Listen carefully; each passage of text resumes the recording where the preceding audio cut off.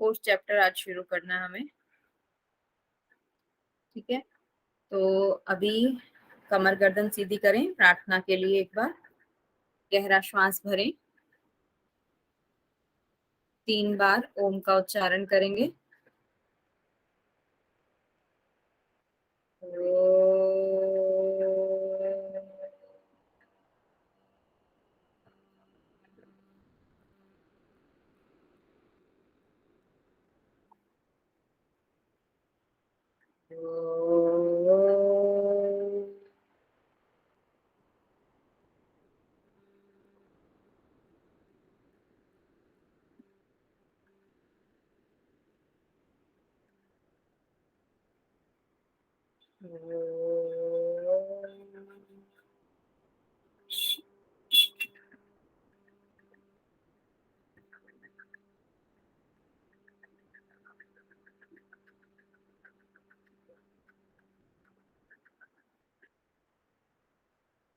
हथेलियां रब करें, आंखों पर रखें, धीरे से वापस आएंगे।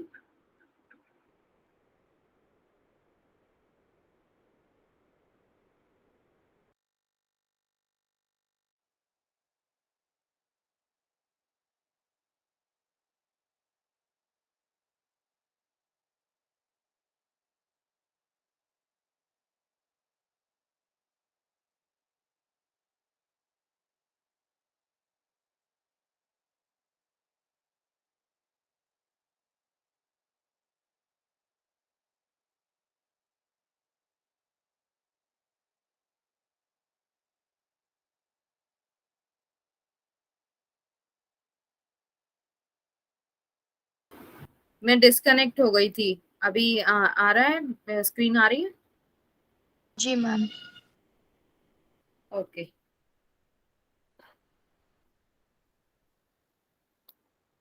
सो 3 चैप्टर हो चुके हैं, आज चौथा चैप्टर शुरू करना है। चतुर्थ उपदेश में हमें बताया है सबसे पहले यहाँ पर 3 परिभाषाएं दी हैं, वो भी समाधि की।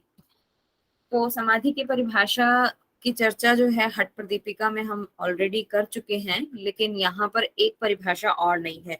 2 तो जो है फर्स्ट और सेकेंड वाली वो हठ प्रदीपिका में भी आ चुकी है आपकी। तो देखते हैं पहली परिभाषा क्या है। आत्मा और मन की एक रूपता, इसको समाधि कहा है। जैसे पानी में नमक घोलने पर नमक घुल जाता है, मतलब आत्मा और मन दोनों एक हो जाते हैं, पानी और नमक जैसे एक हो जाता है। ठीक है, दूसरी परिभाषा ये भी बिल्कुल सेम है, हठ प्रदीपिका में पढ़ी है। जीवात्मा और परमात्मा की एकता या फिर उनकी समता, दोनों एक हो जाते हैं, समान हो जाते हैं, और ऐसा होने पर उनके सभी संकल्प नष्ट हो जाते हैं, मतलब अब कुछ भी शेष नहीं बचा, वो दोनों एक हो गए हैं। ठीक है, समाधि लग गई है। और अगला बोल रहे हैं, तीसरी जो इसकी खास विशेषता है, यहाँ यहाँ जो इसी की परिभाषा है अपनी हठ रत्नावली की, ध्यान के कारण मन का स्पंदनहीन हो जाना। मतलब ध्यान इतना दृढ़ हो जाता है कि उसके बाद मन पूरी तरह से स्पंदनहीन, यानी कि बिना वाइब्रेशन का, मतलब शांत हो जाता है, स्थिर हो जाता है। ठीक है, कोई उसमें हलचल नहीं रहती, मतलब मन इधर उधर नहीं भागता, शांत हो जाता है। नाद का विवेचन। ठीक है, नाद के बारे में मतलब क्या बातें ध्यान रखनी चाहिए या क्या उसमें अनुभव होते हैं, ये सब दिया हुआ है श्लोक में। इंद्रियों का स्वामी मन है। अच्छा, ये फर्स्ट वाली लाइन है, इसका कोई नाद से कोई लेना देना नहीं है, फिर भी यहाँ पर ऐसे ही उन्होंने चर्चा कर दी है, तो इसको भी पढ़ लेते हैं, लेकिन नाद का इससे कोई लेना देना नहीं है। इंद्रियों का स्वामी मन है, मन का स्वामी वायु होता है, मारुत संस्कृत शब्द दिया है, यानी कि वायु। और वायु का स्वामी लय होता है, और लय नाद पर आश्रित है, मतलब लय का स्वामी नाद है। या इस ये परिभाषा भी एज इट इज हठ प्रदीपिका में आई हुई है, और ये बहुत जगहों पे है, ये बहुत कॉमन है, बहुत बार यूज हुआ है ये सारा, मतलब स्टेटमेंट जो है। इंद्रियों का स्वामी मन, मन का स्वामी वायु, वायु का लय, और लय जो है वो नाद पे आश्रित है। अब नादानुसंधान, जो फोर्थ चैप्टर आपका हठ प्रदीपिका में था, उसमें बता रहे हैं कि उससे क्या होता है, समाधि प्राप्त करने वाले योगी के हृदय में अनिर्वचनीय आनंद की उत्पत्ति होती है। अनिर्वचनीय आनंद मतलब जो कहा ना जा सके, जो बताया ना जा सके, ऐसा असीम आनंद प्राप्त होता है नादानुसंधान से। ठीक है। शीतकाल में वस्त्र कैसे होने चाहिए योगी के, यहाँ पर उसके बारे में चर्चा की है। 2 पट या 1 पट, मतलब या तो 2 वस्त्र या फिर वो एक ही वस्त्र से काम चला ले, इतना ही उसके बारे में बोला है कि शीतकाल में भी योगी को अपने आप को इतना दृढ़ रखना चाहिए। पथ्याहार, वही मिताहार वाली बात जो है, पथ्याहार वाला कॉन्सेप्ट दिया, लेकिन यहाँ पर विशेष रूप से ये नाद के विषय में, नाद के विवेचन में भी दिया गया है कि गोपेय यानी कि गाय का दूध या फिर पेय सिंपल जल, इनमें से कोई भी ऑप्शनल है वो ले सकता है। ठीक है। भोजन कैसा उसे करना है, भिक्षा में मिला हुआ, वृत्ति मतलब भिक्षा में मिला, वृत्ति शब्द वहां पर यूज किया है, भिक्षा तो आपको समझाने के लिए लिखा है मैंने। ठीक है। तो भिक्षा में मिला हुआ अगर ना मिले तो दूसरा ऑप्शन आरण्यक आदि से जो फल वो तोड़ सकते हैं जंगलों से, ठीक है, वो लेना है। लेकिन उसमें भी कैसा उनको लेना है, जो पथ्याहार हो, उनके खाने लायक हो, उसी को लेना है। चाहे भिक्षा में जो भी मिले सब कुछ नहीं खा लेना है, पथ्याहार ही खाना है उनको। ठीक है। और भक्ष्य पात्र, उनको मतलब खाना खाना किस में है, द्रोणी शब्द वहां पे इस्तेमाल किया है श्लोक में, द्रोणी यानी कि थाली, या फिर अगर थाली ना मिले तो कोई भी पात्र ऑप्शन दिया है। ठीक है। इसमें उनको खाना खाना चाहिए। अब नाद का श्रवण, क्या क्या इसमें नाद के श्रवण के लिए बातें कही गई हैं।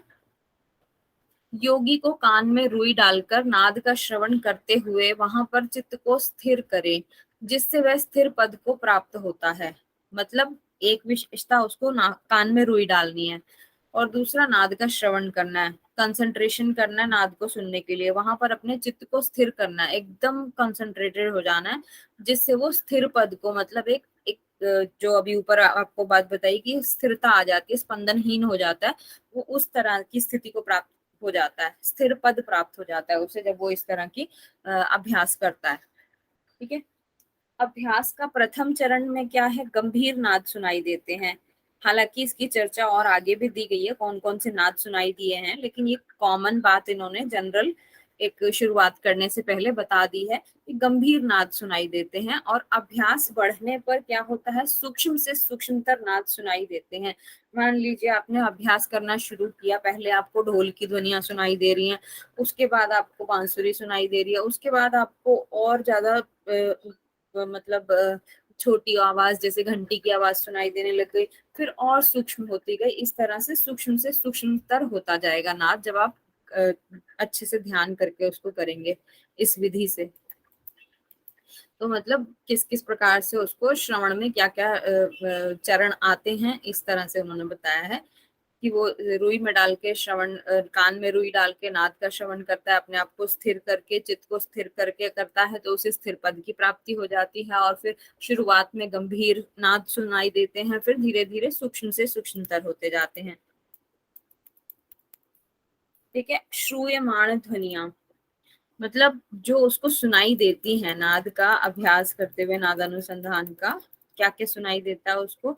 सर्वप्रथम तो उसे सुनाई देता है समुद्र की ध्वनि, मतलब बड़ी बड़ी आवाजें पहले सुनाई देंगी ना, स्थूल से सूक्ष्म की ओर जाएंगे।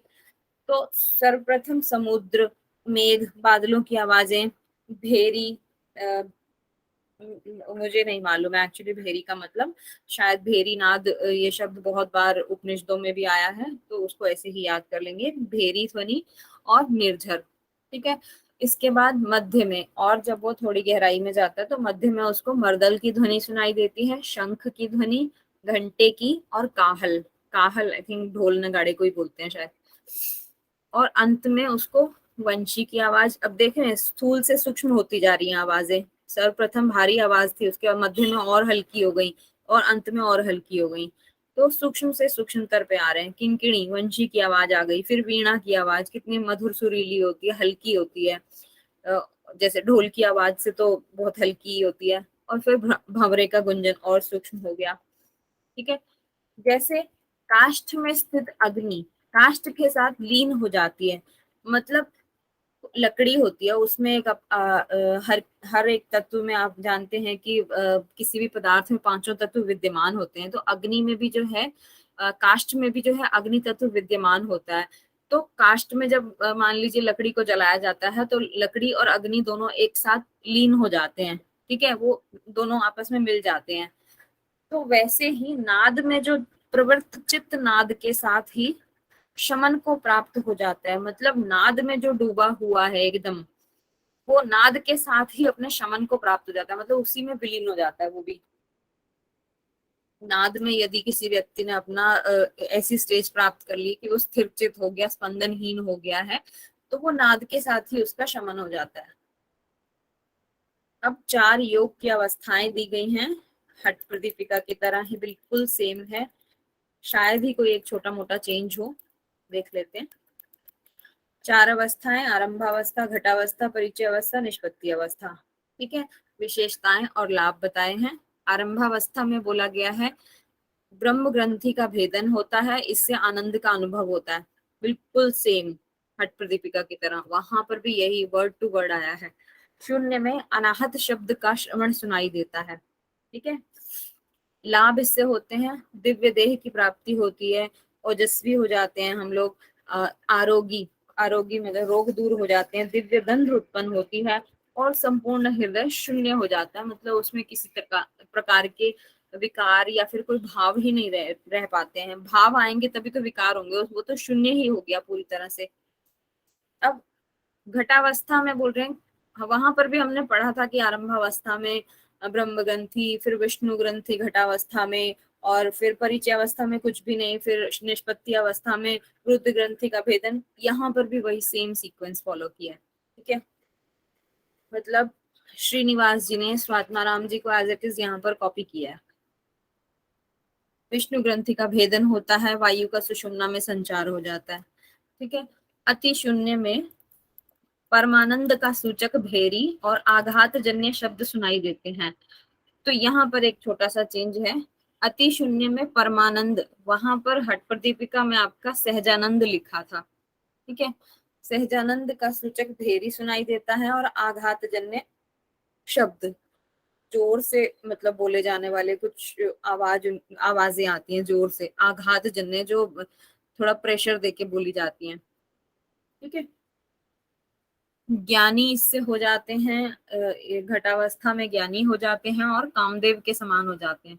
अच्छा, यहाँ कामदेव के समान लिखा है और हठ प्रदीपिका में सिर्फ देवतुल्य लिखा है, मतलब वहां पर देव के समान है, यहाँ कामदेव के समान है, ठीक है।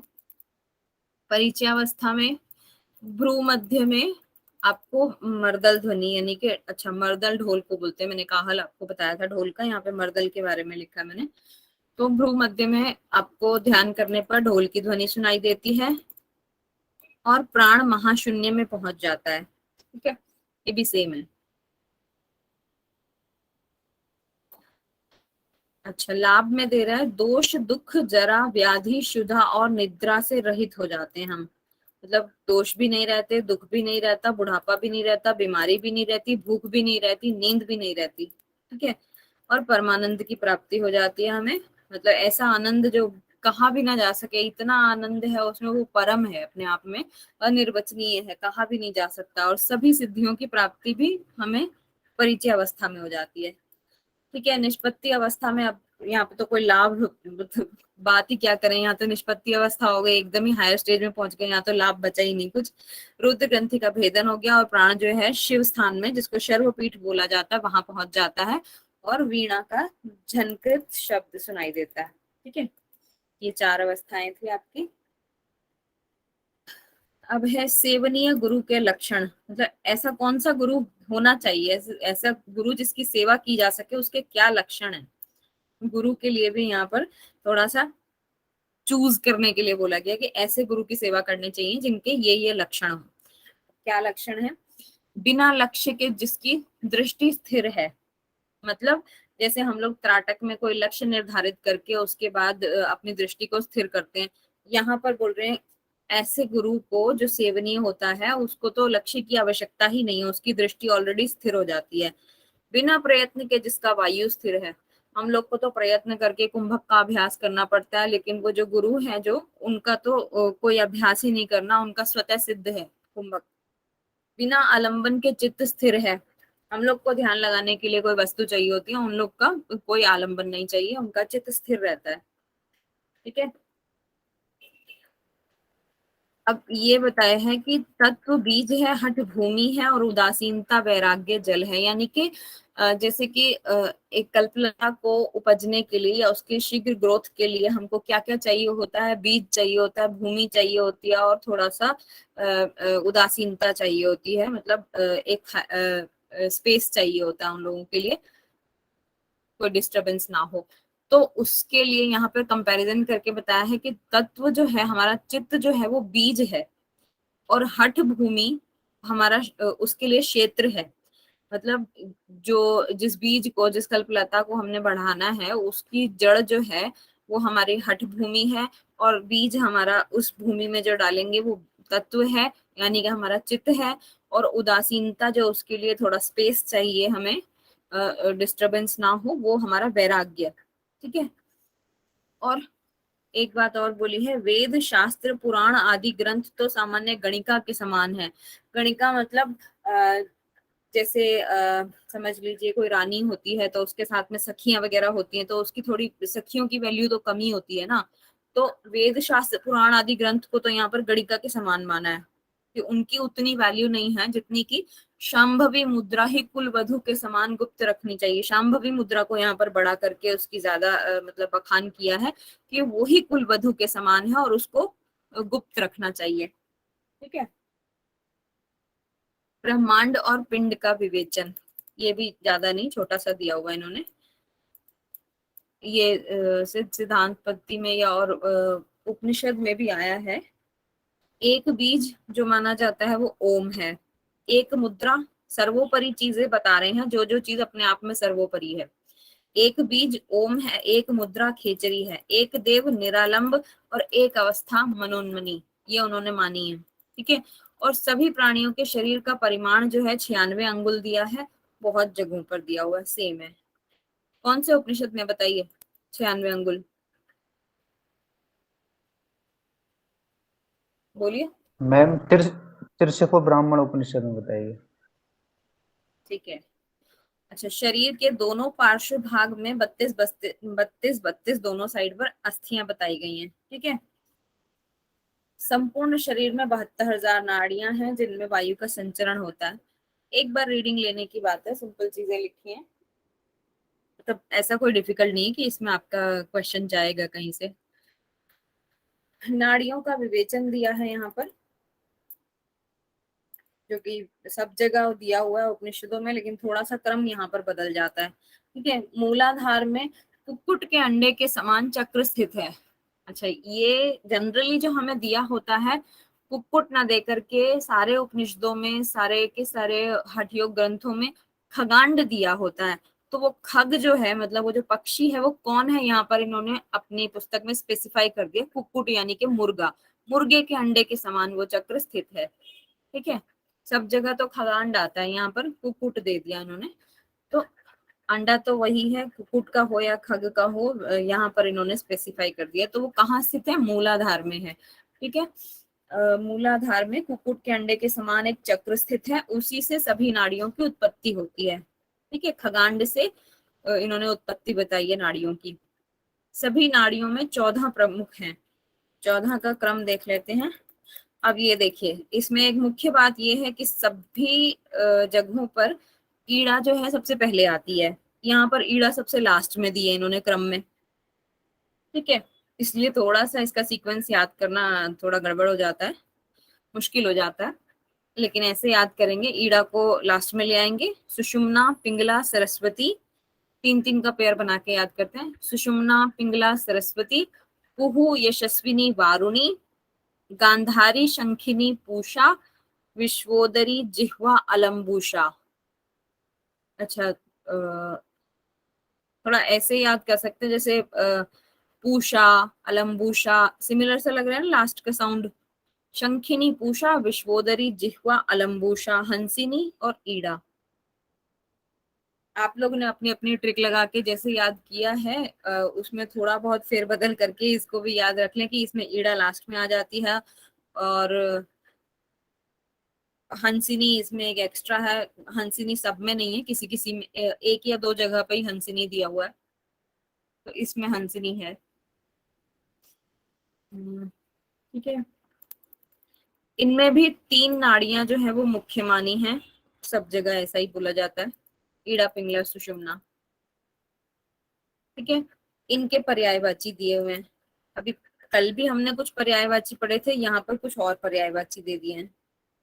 ईड़ा के लिए सोम, सोम तो याद रहेगा, चंद्र नाड़ी आपकी ईड़ा होती है, तो सोम मतलब चंद्र, और तामस मतलब वो रात को, चंद्रमा जैसे रात को निकलता है, और निशा करी, निशा भी रात को ही बोलते हैं, तो इस तरह से ये तो याद रहेंगे। पिंगला भी इसी तरह से इन्हीं के अपोजिट है, सोम का अपोजिट सूर्य हो जाता है, तामस का ऑपोजिट राजस हो जाता है, निशा का ऑपोजिट मतलब रात का ऑपोजिट सूर्य या दिन हो गया। ठीक है। और सुषुम्ना के लिए सरस्वती बोला गया, भी इजी है। भागीरथी बोला है यहाँ पर ईड़ा को, मतलब गंगा बोलते हैं, तो भागीरथी जो है वो गंगा का ही पर्यायवाची है, इसलिए ये भी इजी हो गया याद रखना। और गंगा के ऑपोजिट में यमुना को रखा जाता है, तो ईड़ा और पिंगला, पिंगला यमुना हो गई। ठीक है। मूलाधार में कालाग्नि और कपाल में चंद्रमंडल स्थित है, ये इन्होंने स्थान स्पेसिफाई कर दिए। कालाग्नि कहाँ पर होती है, मूलाधार में होती है, और चंद्रमंडल हमारे कपाल में होता है। पंचीकरण की प्रक्रिया और कहाँ पे आई है ये पंचीकरण, बताइए।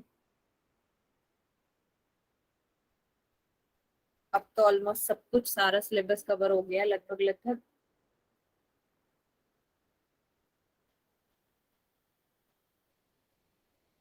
वेदांत दर्शन में नहीं पढ़ा? वेदांत दर्शन में। हाँ। ठीक है। पंचीकरण की प्रक्रिया में ये होता है कि जो पांचों तत्व होते हैं उनमें से हर एक तत्व को हम एक एक तत्व लेते जाते हैं, उनमें से अगला मिलाने पर उसके साथ जुड़कर अगला वाला पुष्ट होता जाता है। ठीक है। जैसे हमने शब्द से व्योम लिया, तो यहाँ पर थोड़ा सा कंफ्यूजन है। व्योम के बाद यहाँ पर व्योम से वायु आना चाहिए था, लेकिन बीच में थोड़ा सा कुछ मिसिंग लग रहा है यहाँ पे, तो लेकिन इस पुस्तक में ऐसे ही दिया गया। ठीक है। तो फिर शब्द और इससे शब्द और स्पर्श, इन दोनों को मिलाकर फिर और रूप तीसरा उसमें और जोड़ दिया, मतलब शुरू का एक जोड़ेंगे, उसके बाद अगला जोड़ देंगे, फिर जो हमने पीछे 2 लिए थे वो 2 लेंगे, और उसके बाद तीसरा और जोड़ देंगे, फिर 3 लेंगे और चौथा और जोड़ देंगे। ऐसे करके उन तीनों मतलब एक के अग्नि के मिलने से, जैसे वायु शब्द से व्योम बना, व्योम से वायु बना, वायु से फिर अग्नि बन गई, अग्नि से फिर ये रस बन गया। इस तरह से एक एक जो है आपका मिलाने से बढ़ता जाएगा, और फिर इन सब से भू भू उत्पन्न हो जाएगा, लास्ट वाला तत्व। ठीक है। तो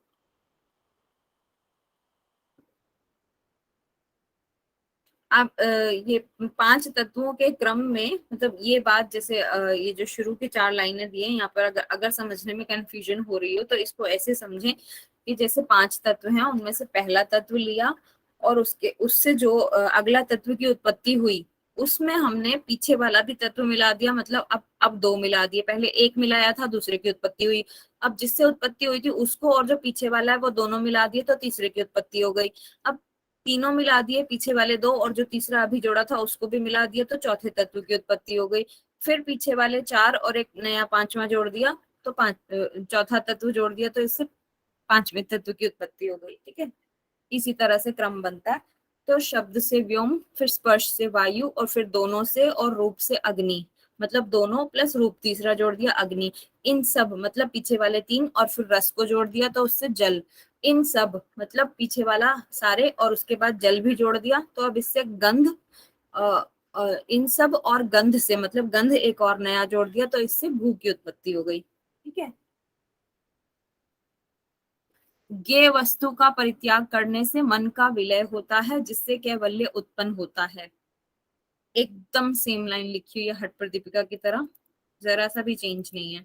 ज्ञेय वस्तु मतलब जो भी हमें ज्ञात है, जिस चीज का हमें ज्ञान है अच्छे से, उस चीज का यदि हम परित्याग कर देते हैं तो हमारे मन का विलय हो जाता है, मन हमारा शांत हो जाता है। इससे हमें कैवल्य की प्राप्ति होती है। अदरवाइज क्या होगा, ज्ञेय वस्तु हम अपने उसका त्याग नहीं करेंगे, जो जानने योग्य या ऐसी वस्तु है जिसका हमें जिस पर हमें विद्वता है या हमें जिसे अच्छे से जानते हैं, तो उस पर हमें घमंड हो सकता है, तो उसका परित्याग कर देने से हमारा मन शांत हो जाएगा और कैवल्य उत्पन्न हो जाएगा। ठीक है। जीव जो है माया युक्त बताया गया है, और जब वो माया को छोड़ देता है यानी कि वो शिव हो जाता है, मायाहीन हो गया। जब जब वो जीव रूप में है तो माया से युक्त है, और जब वो शिव रूप में हो गया तो मायाहीन हो गया। ठीक है, इसलिए बोला जीव माया से युक्त है और शिव माया से हीन होता है। अब बता रहे हैं सभी शास्त्रों का अर्थ क्या है, अद्वैत ही है। ठीक है, जैसे अभी हमारे सिलेबस में जितने भी ग्रंथ है वो सारे आप अद्वैत वाले ही पढ़ रहे हैं। ठीक है, इसमें अगर इस तरह का कोई भी प्रश्न आ जाए तो बिन देखे आंखें बंद किए आपका आंसर अद्वैत ही होगा। ठीक है, इसलिए यहाँ पर उन्होंने अपने ग्रंथ में बता ही दिया कि सभी शास्त्रों का अर्थ अद्वैत ही है। अब इन्होंने तत्वों की संख्या बताई है, हालांकि सिर्फ संख्या याद कर लें तो यहाँ काम चल जाएगा, अंदर के आपको याद ना भी रहे तो कोई दिक्कत नहीं है, इतना डिटेल में नहीं आता है। ठीक है, संख्या याद कर लेते हैं। सांख्य में 24 तत्व बताए हैं, उसमें 6 और जोड़ देंगे तो पौराणिक तत्व हो जाएंगे, 6 और जोड़ देंगे तो शैवागम हो जाएंगे। ठीक है, सीक्वेंस में याद रहेंगे आपको, अगर सांख्य पौराणिक और शैवागम, तो संख्या भी नहीं भूलेगी। 24 + 6 30 + 6 36। ठीक है, सांख्य में 5 भूत बताए हैं, प्राण बताए हैं, इंद्रियां बताई हैं। इधर उधर से जो है हमें मिक्स नहीं करना कि वेदांत में क्या बोला है, इधर क्या बोला है। हट प्रदीपिका वाले, हट रत्नावली वाले जो बोले हैं उसको याद रखना। ये तत्व की संख्या हट प्रदीपिका में नहीं है, ये सिर्फ हट रत्नावली में है। ठीक है, पौराणिक में बोला अहंकार है, प्रधान, प्रधान का मतलब प्रकृति ही होता है, माया है, विद्या है, पुरुष है। शैवागम में बताए हैं बिंदु है, नाद है, शक्ति है, शिव है और शांभवी है। ठीक है, अब ये भी इसका एक अलग पार्ट है, सत्कार्यवाद की स्वीकार्यता, ये भी हट रत्नावली में ही है, हट प्रदीपिका में नहीं है।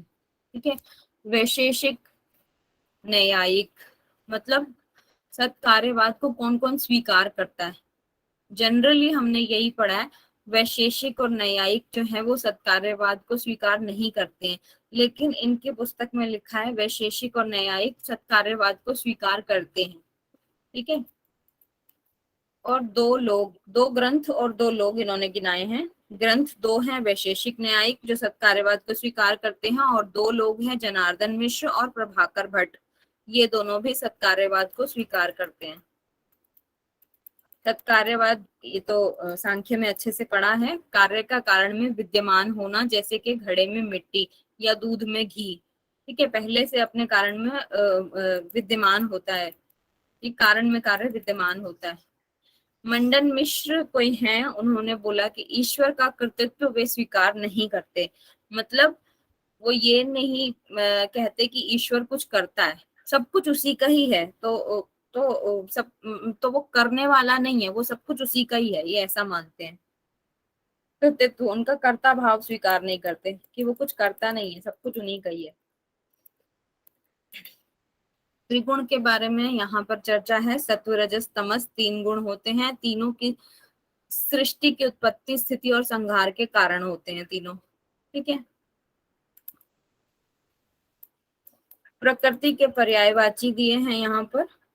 इस पुस्तक की खासियत ये है, इसमें पर्यायवाची बहुत ज्यादा दिए हैं, तो इसे कहीं ना कहीं कोई ना कोई प्रश्न तो टकरा ही सकता है, आप थोड़ा बहुत तो ध्यान देकर ही इसको पढ़िएगा।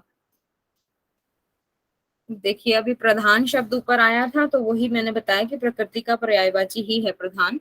माया, प्रधान, प्रकृति को माया जानते हैं हम, प्रधान इसका पर्यायवाची हमने ऊपर अभी पढ़ा ही था। अव्यक्त और अव्यक्त 2 पार्ट हमने सांख्य में पढ़े हैं, तो वो भी अव्यक्त भी प्रकृति ही हो गया। अविद्या बोला जाता है प्रकृति को, अज्ञान बोला जाता है, अक्षर बोला जाता है। ये अक्षर यहाँ पर वो अक्षर नहीं है, जैसे कि हम अक्षर का शब्द का शाब्दिक अर्थ ले तो हम जानते हैं कि ऐसी चीज जो जिसका कभी शरण नहीं हो सकता वो अक्षर होती है, लेकिन इस अर्थ में यहाँ पर लेंगे तो अलग हो जाएगा। इस अर्थ में ना समझें इसको यहाँ पर, क्योंकि यहाँ पर प्रकृति का शब्द पर्यायवाची अक्षर दिया, और प्रकृति जो है वो नाशवान होती है, मतलब वो विलुप्त हो जाती है। ठीक है, और अव्याकृत है और वो तमस है।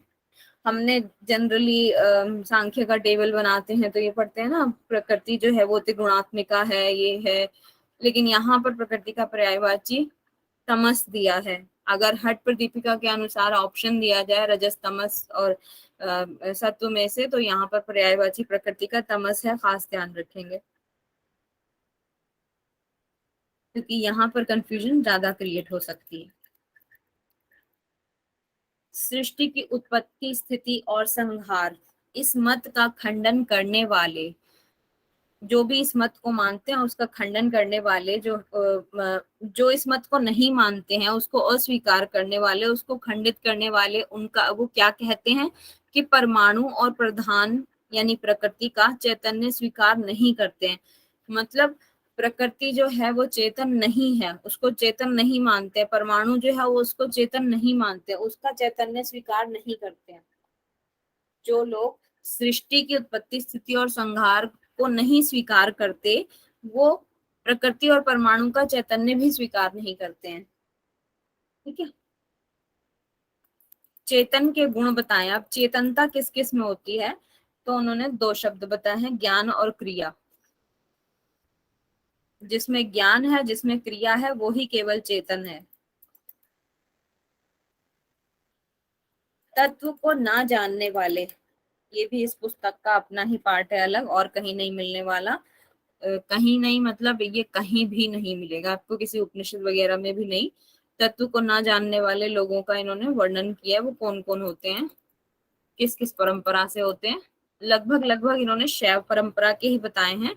शैव होते हैं, पाशुपात वो भी शैव में हो गए, महाव्रतधर वो भी शैव परंपरा के, कालमुख, जंगम, शाक्त, ये सब शाक्त जो हो गए वो तो शक्ति को मानने वाले हो गए। कौल, कुलार्चन, विधिरथ, इनका नहीं पता मुझे, लेकिन तो इसी तरह से मतलब ये नाम आपको कहीं और नहीं रिपीट होने वाले हैं, इसलिए थोड़े से डिफरेंट हो जाते हैं, तो रटने की आवश्यकता नहीं है। आप एक नजर भर पढ़ भी लेंगे तो आपका काम हो जाएगा कि मतलब बाकियों से सिमिलर नहीं है, मेल नहीं खा रहे हैं, कुछ डिफरेंट नाम है, तो आप इजीली क्रैक कर पाएंगे क्वेश्चन। ठीक है, शैव, पाशुपत, महाव्रतधर, कालमुख, जंगम, शाक्त, कौल, कुलार्चन और विधिरथ, ये तत्व को स्वीकार नहीं करते। मतलब तत्व यहाँ पे समझिए कि ईश्वर को नहीं मानते हैं, उसको नहीं जानते हैं वो। ठीक है, तो इसी के साथ हट रत्नावली का 4th चैप्टर आपका खत्म हो गया। ठीक है, क्वेश्चंस कर लेते हैं कुछ।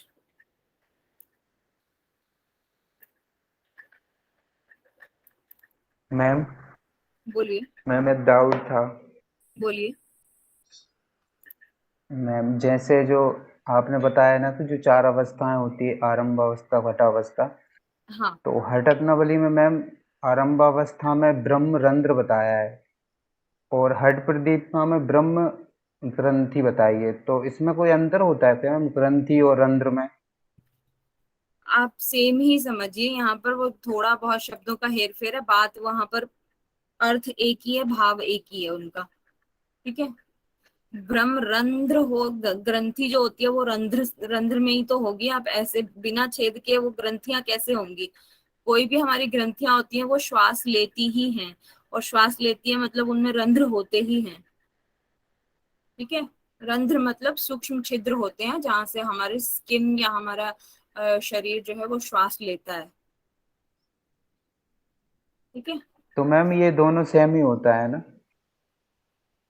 अगर आप उसको सेम नहीं भी मानेंगे तो भी भाव उसका एक ही है, वहां पर दोनों ग्रंथों में सेम भाव कहा गया है। ब्रह्म ग्रंथि का या ब्रह्मरंध्र का आप भेदन करने से आप सेम मान नहीं मैम, सकते हैं। हाँ, सेम मैम सेम ही श्लोक करिए आप। में लिखा हुआ है, श्लोक में ब्रह्म रंध्र और ब्रह्म ग्रंथि लिखा हुआ, इसलिए सेम पूछा मैंने, ये सेम डिफरेंट है या? समझिए आप। नहीं, आप इसको सेम ही जानिए। जी मैम, धन्यवाद मैम। जी, क्वेश्चंस कर ले। जी मैम।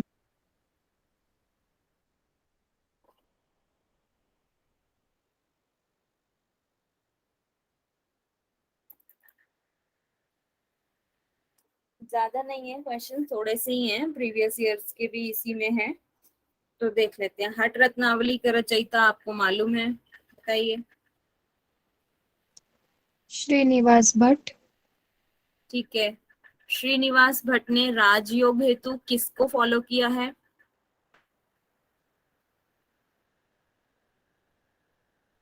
स्वात्माराम। स्वात्माराम जी को। जी, ये आपको मैंने अभी तो नहीं पढ़ाया। नेक्स्ट क्वेश्चन जो है इसमें रचना काल पूछा है हट रत्नावली का, लेकिन ये मैंने आपको पहले जो स्लाइड पढ़ाई थी शुरुआत में उसमें बताया था। बताइए, आपको याद है रचना काल? 1625 से 1625 से 1695। राइट। अब ये 263 क्वेश्चन नंबर, सही पेयर इसमें से कौन सा नहीं है?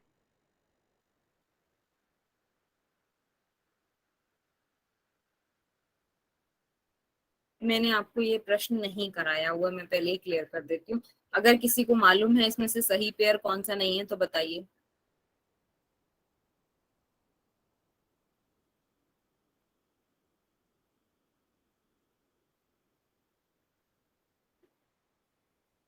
ठीक है, इसका आंसर है बी, गोरक्षनाथ और रस रत्नावली। मतलब गोरक्षनाथ ने नहीं लिखी है रस रत्नावली, ये गलत यहाँ पर व्याख्यान है। अदरवाइज बाकी के सभी हैं। जो कविंद्राचार्य ने लिखा है वो योग भास्कर लिखा है, नित्यानंद जी ने लिखा है वो रस रत्नाकर लिखा है, और भोगेश्वर जी ने योग रत्न प्रदीपिका लिखी है। ठीक है, लेकिन गोरक्षनाथ जी ने रस रत्नावली नहीं लिखी, ये गलत पेयर है। हठ रत्नावली के अनुसार संकेत क्या है, बताइए। कल भी पढ़ा था रिवीजन में। सभी है क्या मैम इसका आंसर? आप बताइए मुझे। शायद सभी होगा। नहीं, भ्रू मध्य में आपको दृष्टि लगानी है। ठीक है, बी है इसका आंसर। भ्रू मध्य में दृष्टि स्थिर करने को बोला गया बहुत जगहों पर हठ रत्नावली में, लेकिन जहां पर संकेत की बात आई है तो वहां पर उन्होंने साफ साफ स्पष्ट दिया हुआ है, मतलब स्पेसिफाई करके दिया हुआ है कि इसका संकेत है कि भ्रू मध्य में दृष्टि स्थिर करना। ठीक है, हठ रत्नावली में निम्न शुद्धि क्रियाओं को शुद्धि हेतु आवश्यक माना गया है। कौन कौन सी शुद्धि क्रियाओं को आवश्यक माना है उन्होंने? दो ही ऑप्शन है। C option. दोनों है, गजकर्णी और चक्री, दोनों को इन्होंने इंपॉर्टेंट माना है, और यही दोनों षटकर्म है जो एक्स्ट्रा जुड़े हुए हैं इसमें।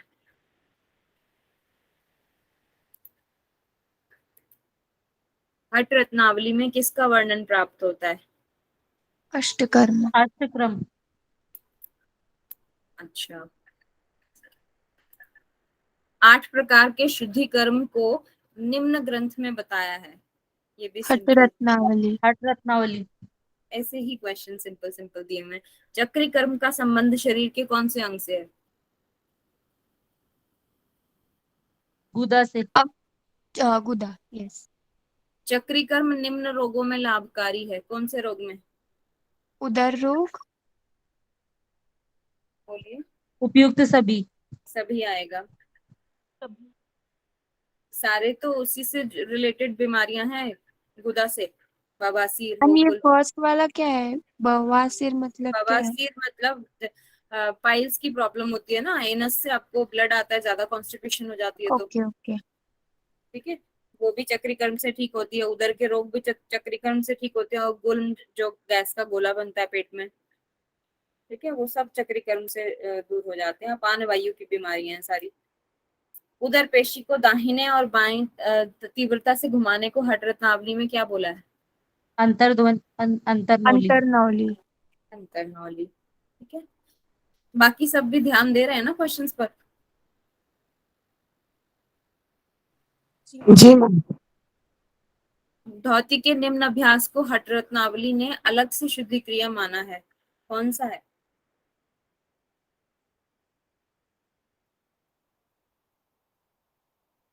गजकर्णी।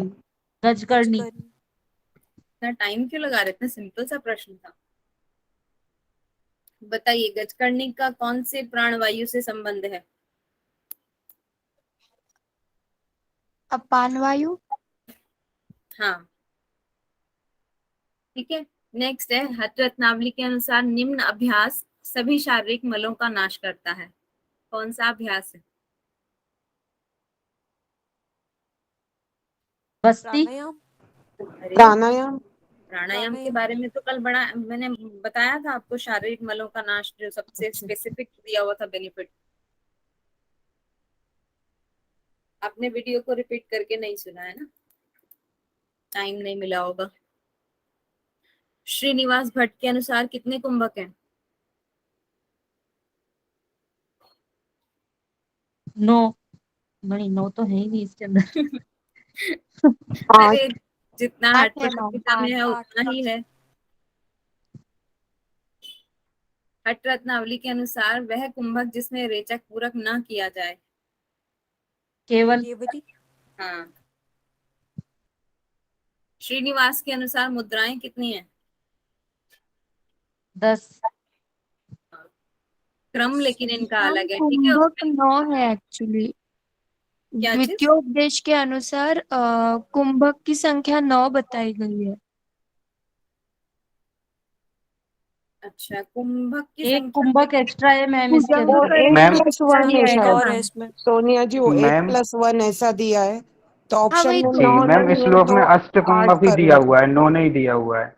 वो अष्ट एक कुंभक ही दिया एक्स्ट्रा हुआ है श्लोक में। अन्य मत के अनुसार एक एक्स्ट्रा डाला हुआ है जी इस बुक। मैम। अन्य ओके। मत के नाम से भी बहुत जगहों पर उन्होंने एक एक श्लोक पढ़ाया हुआ है, उसमें है, लेकिन उनका अपना जो पर्सपेक्टिव है, इन्होंने 8 स्वीकार किए हैं जो हठ रत्नावली वाले हैं, हठ प्रदीपिका वाले। ठीक है, मुद्राएं भी यहाँ पर 10 ही इन्होंने स्वीकार की हैं, लेकिन क्रम थोड़ा सा बदल जाता है। हठ प्रदीपिका में चौथे नंबर पर खेचरी है, लेकिन हठ रत्नावली में उन्होंने 4th से उठाकर 10th नंबर पर कर दिया खेचरी को, बाकी सीक्वेंस सेम है। हठ रत्नावली के अनुसार किसके अभाव में महा और यहाँ कुछ मिसिंग है एक शब्द, महामुद्रा आएगा। महामुद्रा और महाबंध मुद्राएं निरर्थक हैं। महावेद। महावेद। ठीक है। हठ रत्नावली के अनुसार प्राण, अपान और नाद बिंदु निम्न बंध में एकत्र होते हैं। उद्यान। नीलबंध। मूल बंध में होता है, प्राणापान दोनों एक मूलबंध। हो जाते हैं ना। ऊपर की वायु को तो हम नीचे ले आए, नीचे की वायु को भी कंस्ट्रक्ट कर दिया। आप ये तब कंफ्यूज हो रहे हैं जब आप हठ प्रदीपिका और घेरन संहिता इतना अच्छे से डिटेल में पढ़ चुके हैं, बहुत लंबी लंबी क्लासेस लेकर पढ़ाया गया आपको वो। पीयूष धारा मतलब आपका सोमस्राव जो होता है उसी को, पीयूष का मतलब अमृत भी होता है। सोमस धारा को अग्नि में जलने से निम्न बंध बचाता है। कौन सा बंध रोकता है? जालंधर बंध। जालंधर। जालंधर बंद। अब वह मुद्रा जो पीयूष धारा को अग्नि में जलने से रोकती है, विपरीत करनी। करनी। विपरीत फरनी। कोई इसका कारण बताएगा क्यों? चंद्रमंडल नीचे हो जाता है, सोममंडल ऊपर हो सूर्यमंडल जाता है। ऊपर। राइट। हठ रत्नावली के अनुसार विपरीत करनी इसमें से क्या है? मैम सोममंडल या मैम सूर्यमंडल ऊपर हो ऊपर जाता है। सूर्यमंडल। जी सूर्यमंडल हो जाता है ऊपर, चंद्रमंडल नीचे हो जाता है। जी, नाभि में हाँ आपका हाँ सूर्यमंडल बराबर। होता है। ए ऑप्शन होगा मैम इसका। सभी है मैम। डी है फ्रुक्स सभी। हाँ, सभी होना चाहिए। विपरीत करने के लाभ पढ़े थे ना कल। सर्व रोग नाश होते हैं, जठराग्नि बढ़ती है, अमृत की तरह से ये अमृत की रक्षा करता है। अमृत की रक्षा अभी ऊपर वाले प्रश्न में ही आपने पढ़ लिया ना, पीयूष धारा को अग्नि में जलने से रोकता है, मतलब अमृत रक्षा करिए, अमृत को रक्षा करता है। वह मुद्रा जो रज और वीर्य को मिलाकर सुषुम्ना में प्रविष्ट कराती है। वज्रोली। वज्रोली। वज्रोली। जीभ के जोड़ को घिस कर निम्न मुद्रा के लिए तैयार किया जाता है। खेचरी। खेचरी। खेचरी। अच्छा, गौमास में गौ शब्द का क्या मीनिंग है? जिह्वा। जिह्वा। हठ रत्नावली के अनुसार सर्व व्याधि विषापहम ये क्या है? किसके लिए बोला गया है? सी पद्मासन। पद्मासन। भद्रासन के लिए बोला गया है। भद्रास। ठीक है, मैं नोट्स शेयर कर दूंगी, आज आप उनको डिटेल में अच्छे से पढ़ लीजिएगा। जी मैम। भयंकर विष का प्रभाव कौन दूर करता है? कौन सा आसन? मयूरासन। मयूरासन। और यही मयूरासन। प्रश्न अगर मयूरासन। प्राणायाम के लिए आता तो कौन सा प्राणायाम था? शीतली प्राणायाम। शीतली प्राणायाम। हाँ। और अगर इसमें पूछा जाए कौन सी मुद्रा है तो खेचरी। हाँ वेद। महावेद। महावेद। बैठा लीजिए इन छोटी छोटी चीजों को दिमाग में कि क्विक से आंसर आए तो आप एकदम झटके से लगा दें और आपका टाइम सेव हो जाए एग्जाम में। रटे हुए होने चाहिए ऐसी वाली चीजें तो। कि भैरव आसन का हम उल्लेख। महामुद्रा में है वो, महावेद नहीं। हाँ देखिए, यहीं पे कंफ्यूजन। महामुद्रा है। खेचरी मुद्रा है ना? महामुद्रा ही है वो। अच्छा ठीक है, कंफ्यूज ना होइए, मैं नोट्स दे दूंगा। अब बताइए, नेक्स्ट प्रश्न है 287। भैरव आसन का उल्लेख, ये मैंने आपको आसनों के नाम कल नहीं पढ़ाए थे, ये लास्ट के जो हठरत्नावली है मैम। हठरत्नावली। मैं आपको अभी दिखा देती हूँ यहाँ पर। ये एक लास्ट की, ये जो तीनों प्रश्न है ये आसनों से संबंधित है। अभी हम आसनों के नाम पढ़ लेते हैं, कल 84 आसन के नाम हमने पढ़े नहीं थे। तो यहाँ जो प्रश्नों में दिए हैं उनका भी नाम ध्यान में रख लेते हैं। एक तो भैरव आसन दिया है, पानी पात्र आसन, और ये काम दहनम। ठीक है, काम दहनन ये भी आसन का नाम है वहां पर। ठीक है, तो ये तीनों आसन के प्रश्न जो है इम्पोर्टेंट है और शायद कभी कभी शायद प्रीवियस ईयर में आए हों। ठीक है, मैं अभी दिखा दूंगी कौन कौन से हैं वो 84 आसन, एक बार रीडिंग कर लेंगे। अब हठ रत्नावली के अनुसार कौन सा अभ्यास पैरों की समस्याओं को दूर करता है? दिमाग लगाइए, इसमें से कौन सा आसन होगा जो पैर की समस्या दूर करेगा? मंडूकासन होगा क्या मैम? हाँ, ठीक है, मंडूकासन में हम अपने पैरों पर प्रेशर देकर बैठ जाते हैं ना, तो उसमें जो जितने भी टॉक्सिन्स होते हैं वो धीरे धीरे रिलीज होते हैं। हठ रत्नावली के अनुसार अयुक्त प्राणायाम का प्रभाव है। रोग रोगोत्पत्ति। उत्पत्ति। हाँ, अयुक्त मतलब जो गलत। मैम जो गलत तरीके से जो गलत प्राणायाम का तरीके। अभ्यास होता जो है। युक्त ना हो वो। हाँ, जो गलत तरीके से हमने कर लिया, जो युक्त नहीं है, अयुक्त है, उससे रोगों की उत्पत्ति हो जाती है बजाय कि उससे रोग दूर हो। ठीक है, अब हठ रत्नावली के अनुसार नाड़ी शोधन का क्या फल बताया है? सभी। सभी आएगा। जठरा। हाँ, ओके। सभी आएगा, वायु भी धारण कर सकता है। वो कॉमन जो एक पैराग्राफ में कॉमन दे रखा था नाड़ी शोधन के फल, जठराग्नि भी बढ़ती है, अंतर्नाद मतलब आपको नाद सुनाई देते हैं, और वायु भी धारण करने की क्षमता आ जाती है। सारे दिए हुए हैं एक ही जगह पर कॉमन इसके बेनिफिट में। नादानुसंधान में आरंभावस्था का प्रभाव क्या है? अभी अभी पढ़ा है हमने। सभी। नाद श्रवण। सभी तो है। सभी। सभी आएगा। सभी है मैम। इतनी जल्दी भूल गए, अभी अभी तो पढ़ा था। मैम नहीं भूले। हाँ, श्रीनिवास भट्ट के अनुसार हठ योग का प्रथम अभ्यास कौन सा माना है?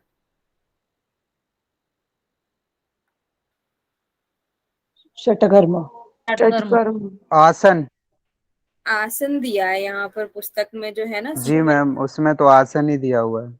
सीक्वेंस दिया हुआ है, जो एक क्रम बताया है इन्होंने, उसमें आसन को पहले रखा है। और मैम इन्होंने उपदेश में तो पहले षटकर्म बताया हाँ ना। वही कंफ्यूजन मेरा भी हुआ, पर बराबर बोल रहे आसन बोला है पहले। लेकिन क्रम इन्होंने जो दिया वो आसन से दिया हुआ है। हाँ हाँ। ठीक है, हठ रत्नावली के अनुसार नाड़ी चक्र निम्न में स्थित है। कहाँ पे स्थित है? मूलाधार। मूलाधार। यस। ठीक है, कालाग्नि कहाँ पर स्थित है? अभी पढ़ा था हमने। मूलाधार। मूलाधार। दोनों एक लाइन में दिया हुआ था, कालाग्नि और नाड़ी चक्र दोनों मूलाधार में स्थित हैं। अप टू 97 चंद्रमंडल कहाँ स्थित है? कपाल। कपाल। कपाल। कपाल में। श्रीनिवास भट्ट के अनुसार माया और अविद्या किसके पर्यायवाची हैं? नहीं, प्रकृति। तमस। तमस। तमस आएगा। और ये क्वेश्चन यहाँ पर एक एक्स्ट्रा है, शायद इसका नहीं है ये। हठ तत्व कौमुदी के रचयिता कौन है? मैम गोरक्षनाथ है। पता नहीं, मैं इसके लिए कंफ्यूज हूँ यहाँ पर। मुझे यहाँ पर आंसर जो इसका मिला है वो स्वात्माराम जी है, लेकिन मैं भी इससे सहमत नहीं हूँ इस आंसर से।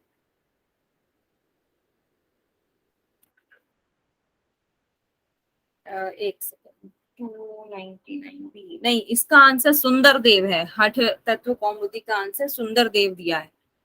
ठीक है, तो ठीक है, मैं स्क्रीन शेयर ऑफ करके कुछ और प्रश्न आपसे पूछती हूँ। ठीक है, क्योंकि मैंने और क्वेश्चन नहीं प्रिपेयर किए हुए हैं। स्क्रीन शेयर मैं ऑफ करती हूँ। अब मैं कुछ मैम एक क्वेश्चन, क्वेश्चन है। हाँ बोलिए। जैसे आप वो बोल रहे थे ना, अपान जो है मूल बंध में ऊपर जाते हैं, लेकिन अगर वो मिलेंगे तो वो तो उद्यान बंध के में ही मिलेंगे ना, क्योंकि मूल बंध से हम अपान को ऊपर लेके जाते हैं और जालंधर बंध से हम प्राण को नीचे लेके जाते हैं, और दोनों जो मिलते हैं वो उद्यान बंध यानी नाभिस्थान में ही तो मिलते हैं। ऐसा नहीं है, आप सिर्फ उड़ियान बंद के बारे में ही नहीं, मूल बंद के बारे में भी ये बोला है। और यहाँ तक कि आपका जो महाबंद होता है उसमें भी तीनों बंद एक साथ लगते हैं। तो मैम जब मूल बंद करते हैं तो ऊपर की वायु तो जो है मध्य में वो तो है ही, और नीचे की वायु को हम खींचकर ऊपर ले आते हैं तो दोनों आकर मिल जाती हैं। तो ये थोड़ी उन्होंने बोला कि जो अगर प्राण और अपान का मिलन हो रहा है तो वो कौन से स्थान में हो रहा है, ये थोड़ी पूछा है। इन्होंने पूछा कि मूल बंध में क्या हो रहा है, तो मूल बंध में दोनों का मिलन हो जाता है, प्राण और अपान वायु का, और नाद उसमें सुनाई देता है।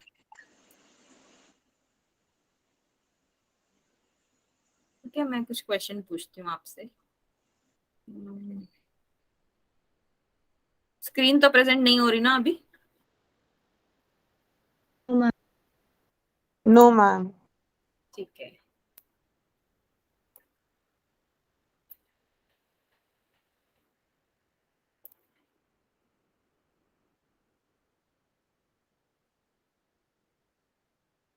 अच्छा हाँ, स्क्रीन तो सॉरी मैंने ऑफ कर दी। आपको मुझे ये 84 आसन एक बार दिखाने थे, इनका नाम हमने कल नहीं पढ़ा था।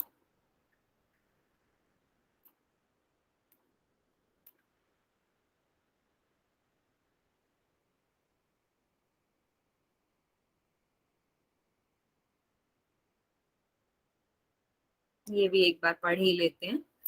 ठीक है, कौन कौन से आसन है? सिद्धासन, गौमुखासन, नाभि लसित पादक आसन, चंद्रकांतासन, भद्रासन, वीरासन, वृश्चिकासन, सुधासार आसन, वज्रासन, मांडुकासन, चक्रासन, व्याघ्रासन, सिंहासन, मरकट आसन, उत्फालक आसन। थोड़े अलग अलग से नाम है यहाँ पर, ये उत्फालक नहीं सुना हुआ जैसे कभी। राज आसन, शिल्पासन, मत्स्येंद्रासन, उत्तान कूर्मासन, इंद्राणी, ये भी कभी नहीं सुना, इंद्राणी आसन। पद्मासन के भेद बताए हैं।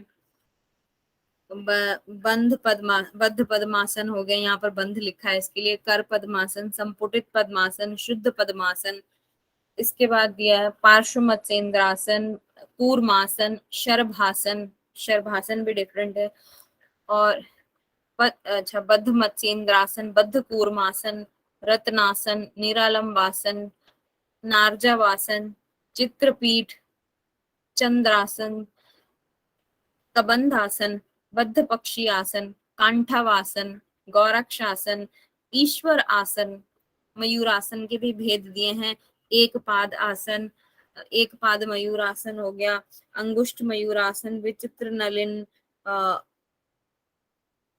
और कौन सा है इसमें, दंड आसन, फणींद्रासन, मुष्टिकासन, कांतासन, पार्श्वासन, सहजासन, बंधासन, पिंडासन, एक पादासन, पश्चिमोत्तानासन, शयित पश्चिमोत्तानासन, चित्रकर्णी।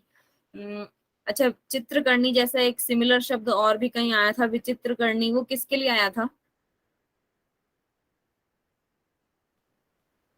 मुद्रा का क्या भस्करणी मैम क्या? शायद? मयूरासन मयूरासन नहीं, कोई तो गजकर्णी या कोई तो षटकर अष्टकर्म में कोई तो है वो एक। बस्ती से पहले बोला था चक्री करना, और चक्री कब करना? विचित्र करनी करने के बाद, ऐसा कुछ बोला था ना।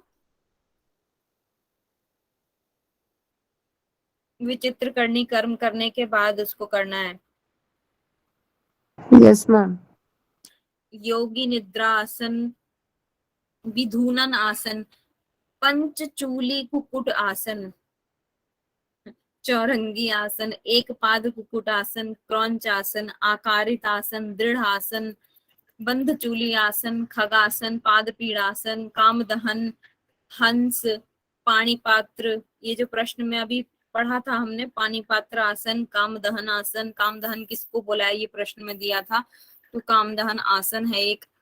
नाभितलासन, पार्श्व कुक्कुटासन, ब्रह्मासन, अर्धनारीश्वर आसन, नागपीठासन,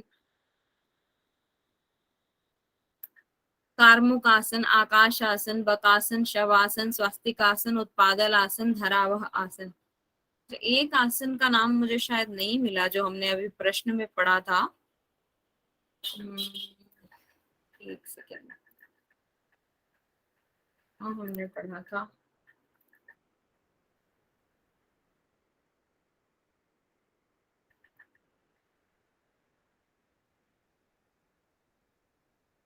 भैरव आसन, ये तो मुझे इसमें शायद नहीं दिखा। भैरव आसन 84 आसन में मैंने अभी नाम पढ़े, तो आपने सुना क्या भैरव आसन?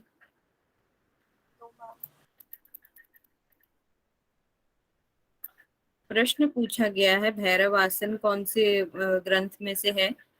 आसन आंसर भी दिया है हठ रत्नावली, लेकिन मुझे भैरव आसन का नाम इसमें दिख नहीं रहा 84 आसन में। हाँ, ये 66 नंबर पर दिया है भैरव आसन। ठीक है,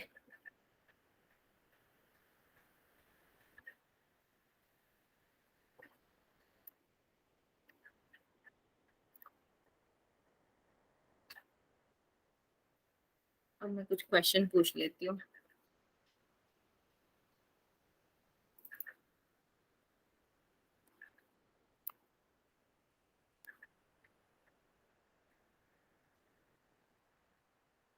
मुख्य 10 आसन कौन से हैं, बताइए। हठ प्रदीपिका में कौन से 10 आसन मुख्य बताए गए हैं?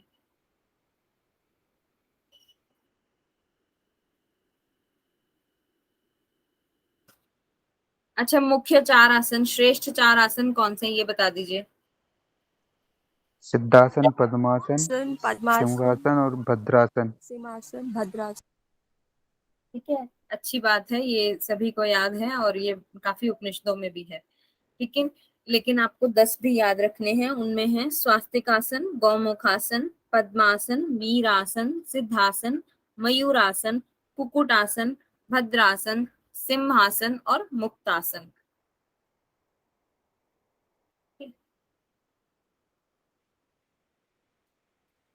अच्छा, ये बताइए, जो 1 वर्ष से कुछ अधिक समय में सिद्धि प्राप्त कर लेता है, ऐसे योगी के 4 लक्षण बताए गए हैं, वो कौन कौन से लक्षण हैं?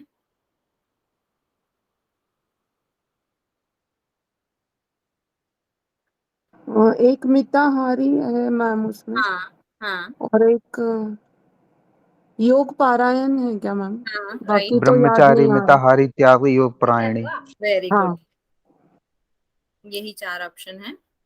अच्छा, किसके समान कौन नहीं है, ऐसा पूछा गया है, तो यहाँ पर आप मुझे चारों बता सकते हैं? 4 पॉइंट्स मैंने याद कराए थे। सिद्ध जैसा आसन नहीं, हाँ तीसरी जैसी मुद्रा नहीं। हाँ नाद जैसा और नहीं कुछ तो केवल ऐसा। कुंभक हाँ हाँ, नाद बराबर सही कोई बोल रहे कुंभक हैं, नहीं है। नाद सही बोल रहे थे। नाद के समान कोई लय नहीं है। ठीक है,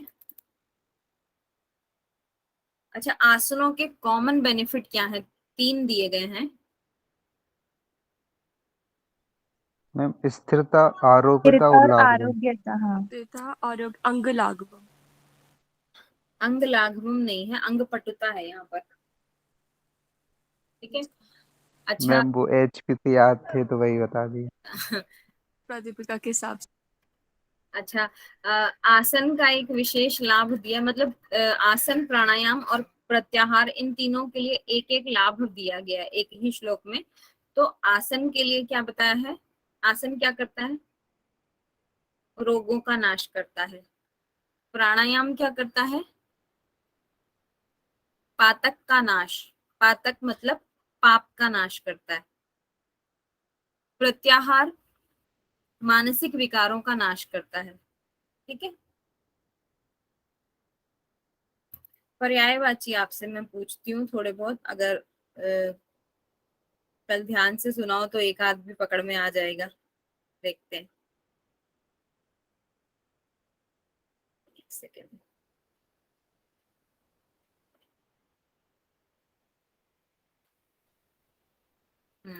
चामर बोधिता किसके लिए कहा गया है?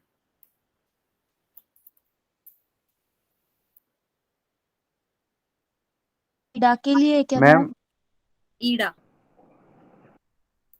बोलिए। मैम अगर साथ में ऑप्शन भी दे दो तो फिर इजी रहेगा। अच्छा ठीक है, ठीक है, मैं ऑप्शन भी देती हूँ। ईड़ा। अच्छा, ब्रह्मरंध्र, ब्रह्मरंध्रगा, ये शब्द ईड़ा, पिंगला, सुषुम्ना या भ्रूमध्य, इनमें से किसके लिए दिया है? भ्रूमध्य। भ्रूमध्य। मध्य। ब्रह्मरंध्रगा खेचरी के लिए दिया है। मैम आपने ऑप्शन कुछ अलग ऑप्शन ही में नहीं दिए बोला थे। मैं। हमने ऑप्शन मैंने खेचरी नहीं बोला, मैंने ईड़ा, पिंगला, सुषुम्ना और ये दिया था भूमध्य या कुछ तो बोला था मैम। भ्रूमध्य, हाँ। ओके, ओके, मेरी गलती है, सॉरी। मैं बताती हूँ। अच्छा, अच्छा, ये ऑप्शन आपके अभी चारों के चारों सेम रहेंगे। मैं इन्हीं में से आपसे घुमा फिरा के पूछ रही हूँ। खेचरी, ईड़ा, पिंगला और भ्रूमध्य, इनमें से मैं पूछूंगी कि जो मैं नाम पूछ रही हूँ आपसे वो किसके लिए है। ठीक है। सुषुम्नागा, ये किसके लिए है? खेचरी के लिए मैम। खेचरी। अच्छा, दंभिनी, ये किसके लिए? ईड़ा या पिंगला है मैम, हाँ शायद नहीं, दोनों में से कुछ तो एक है, शायद पिंगला होगा। पिंगला ही है। सिनी वाली, ईड़ा। ईड़ा, राइट। आपको स्क्रीन तो शेयर नहीं हो रही है कहीं?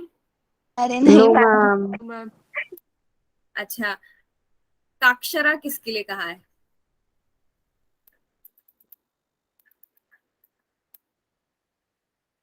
काक्षरा पिंगला के लिए बोला गया। अच्छा, कालाग्नि किसके लिए कहा है? बोला था। पिंगला के लिए कहा गया है मैम। हाँ, पिंगला के लिए है। अच्छा, ओंकारी,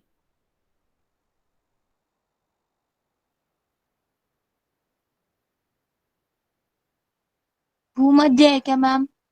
हाँ, मुझे तो लग रहा है आपको कहीं स्क्रीन शेयर हो रही है, आपको तो नहीं एकदम। मैम, मैंने ये तो तुक्का लगाया था, ओमकारी है तो वो कैसे ब्रह्म का स्थान भूमध्य में ही रहता है ऐसे बोलते हैं, तो शायद वो होगा, इसलिए अच्छा, मैंने बोल दिया। एक शब्द और बताइए, गोलीढ़, ये किसके लिए बोला है?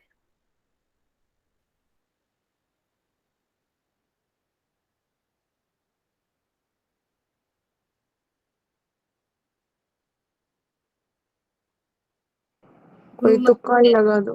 भ्रूमध्य के लिए भ्रू बोला है। त्रिशंखी, ठीक है। अच्छा, मैं पढ़ देती हूँ भ्रूमध्य के लिए क्या क्या बोले हैं।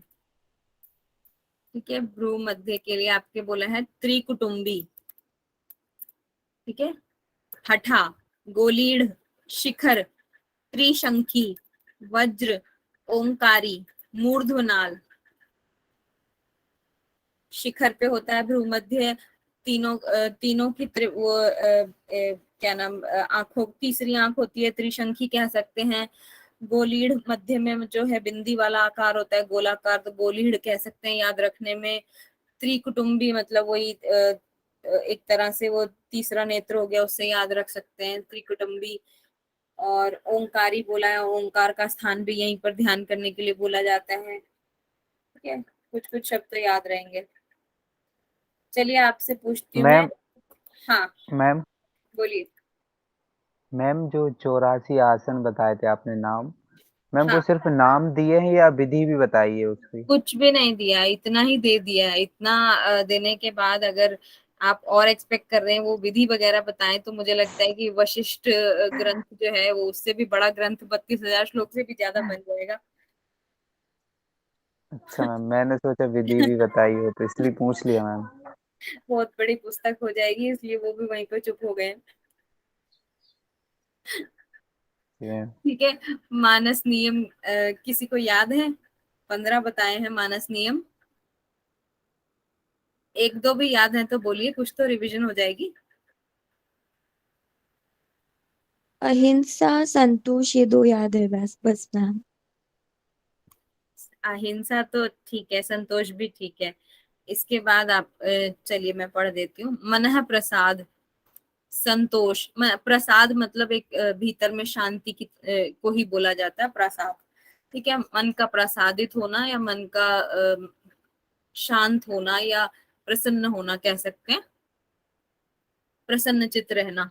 ठीक है, संतोष, मौन, इंद्रिय निग्रह, दया, दाक्षिण्य, आस्तिकता, आर्जव, मार्दव, क्षमा, भाव शुद्धि, अहिंसा, ब्रह्मचर्य, स्मृति और धृति।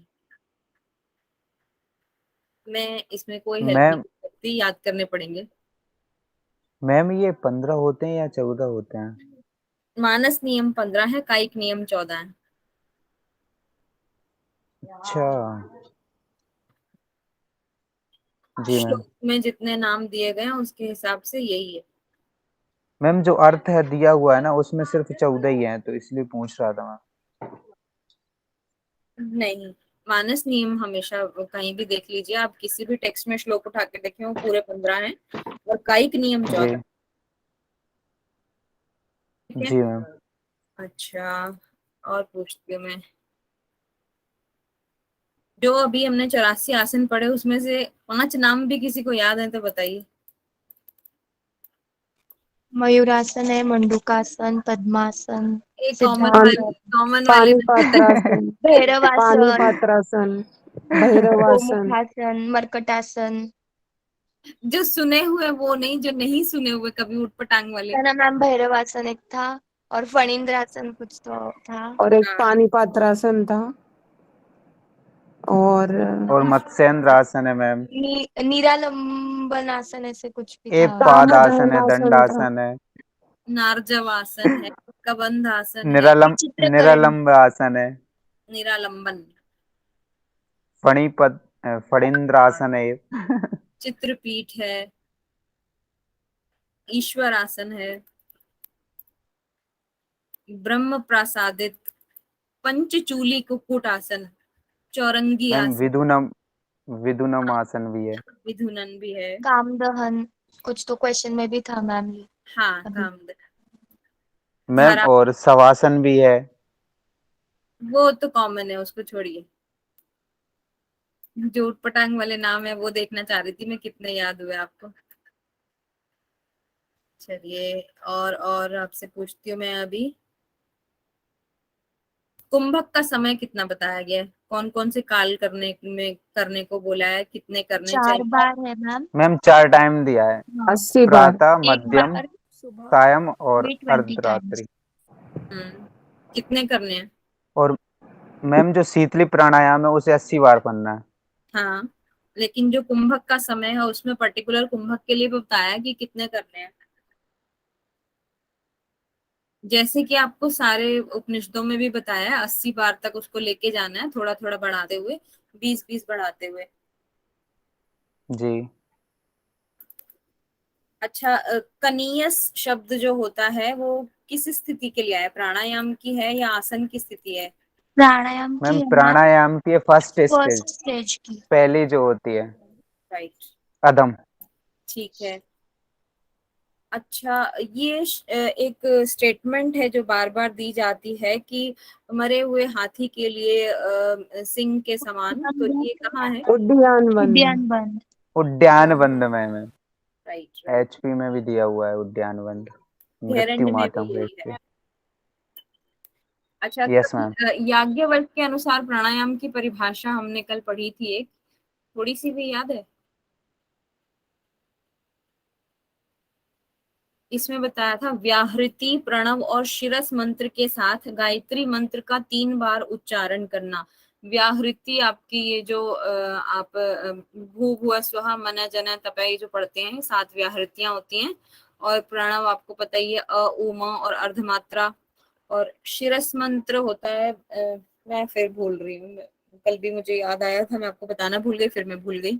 शिरस मंत्र ये भी शायद कुछ ओम से ही जुड़ा हुआ है, ठीक है। इन तीनों को मिला के इसके साथ गायत्री मंत्र को उच्चारण करना, ये प्राणायाम की परिभाषा है याज्ञवल्क्य के अनुसार, लेकिन हठ रत्नावली में इन्होंने मेंशन किया है याज्ञवल्क्य जी का मत, ठीक है। हो गया।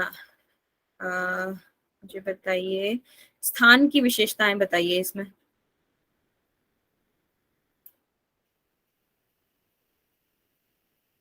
चार विशेषताएं हैं स्थान की, बोलिए।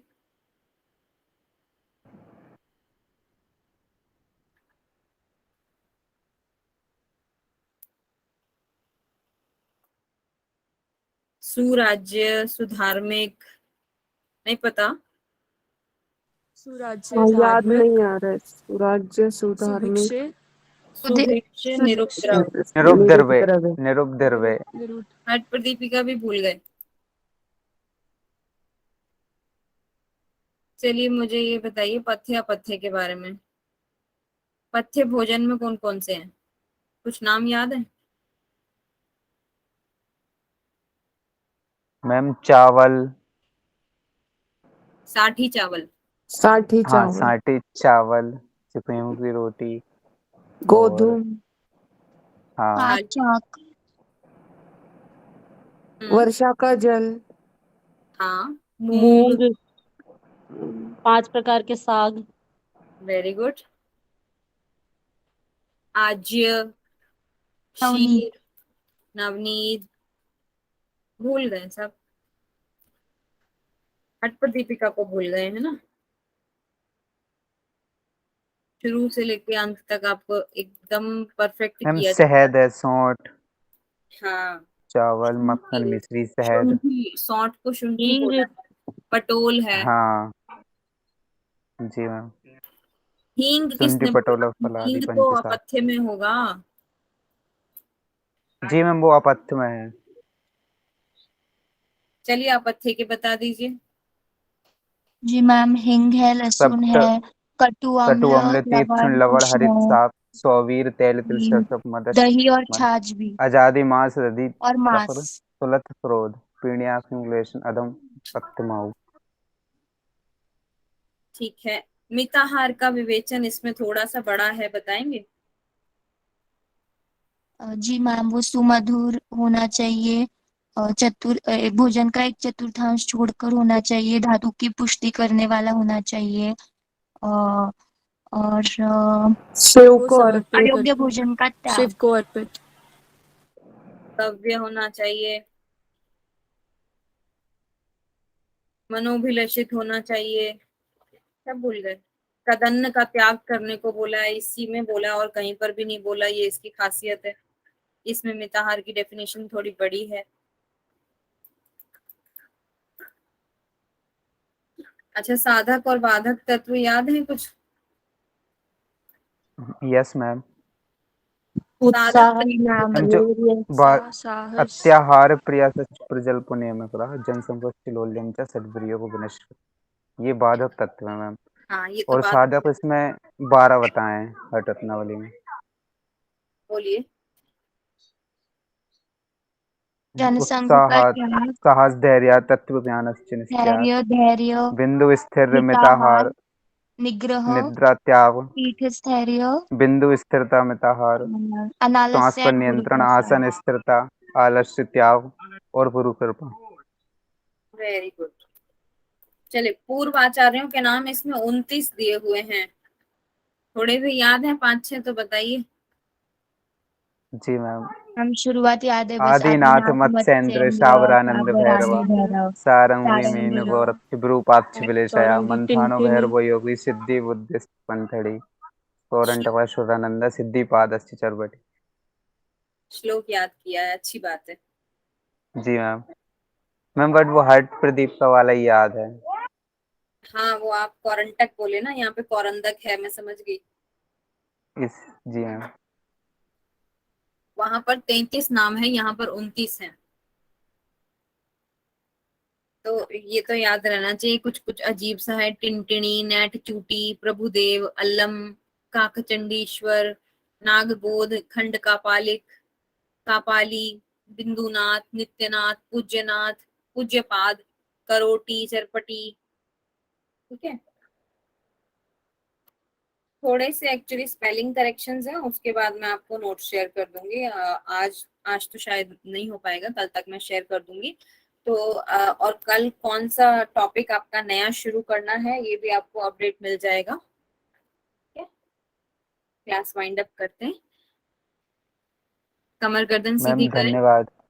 Thank you ma'am. धन्यवाद मैम। ठीक है, श्वास भरे ओम का उच्चारण करेंगे।